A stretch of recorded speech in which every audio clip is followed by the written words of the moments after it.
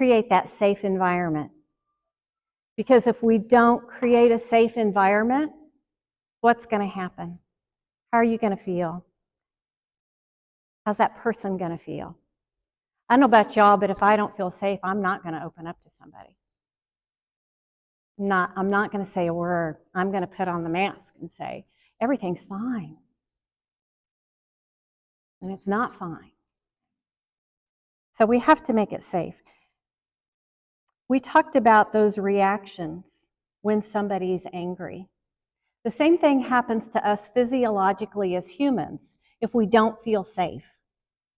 I did a little research on this. Harvard Health reports this. Our body physically and physiologically reacts even before we know it sometimes. And it doesn't have to be a life-threatening situation. It can be a traffic jam. It can be pressure from work. It can be a family situation. And all of a sudden, our heart starts beating faster. And blood starts rushing to our muscles and our hearts. Our blood pressure might go up. Our pulse might go up. We start breathing more rapidly. Sight and hearing becomes sharper and more acute. Epinephrine releases into our bloodstream and gets us ready to react to whatever it is that's coming. And oftentimes those things happen even before we're aware that they're happening to us. That's why, have you ever seen somebody like jump out of the way of something and then they go back and say, I didn't even realize what I was doing? That's that physiological reaction that's happening in our bodies.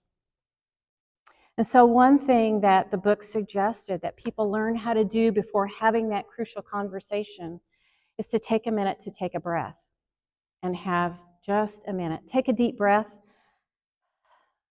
That automatically starts reducing that tension, reducing that pressure, kind of resetting your body so it can not be in that reactive mode.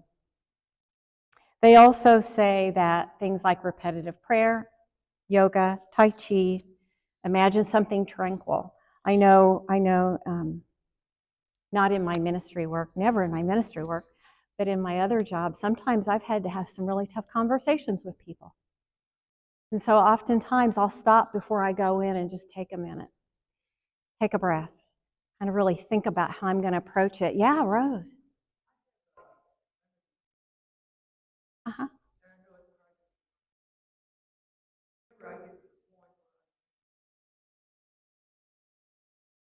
Mm-hmm. Mm. Yeah. Mm-hmm. Yeah, yeah. No, absolutely, absolutely. My mom used to do that. She lived in the middle of 40 acres, yeah. She would do that. Yeah. Nobody heard of, yeah, absolutely, absolutely. Why do people become defensive? Yeah, yeah. Why else?